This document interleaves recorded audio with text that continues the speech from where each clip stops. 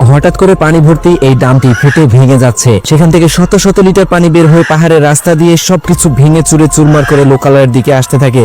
এদিকে পুলিশ সহ সকল সাধারণ জনগণ ছোটাছুটি করে এই বিশাল সাইজের নৌকার মধ্যে চলে যায়। মুহূর্তের মধ্যে সবকিছু তলিয়ে যায়, শুধুমাত্র নৌকাটি ভাসতে থাকে।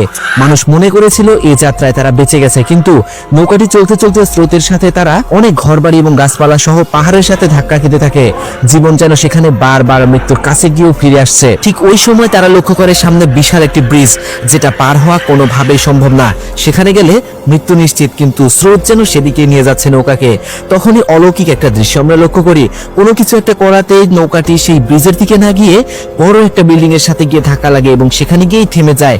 এতগুলো মানুষের জীবন সেই যাত্রায় কোনো রকমে বেঁচে যায়। কিন্তু ওই মুহূর্তে এমন একটা দৃশ্য লক্ষ্য করি যেটা দেখলে আপনার গা শিউরে উঠতে বাধ্য। তো দ্বিতীয় পার্ট যদি চান তাহলে ভিডিওকে লাইক করে চ্যানেলকে সাবস্ক্রাইব করে দিন এবং এখনই কমেন্ট করুন পার্ট 2।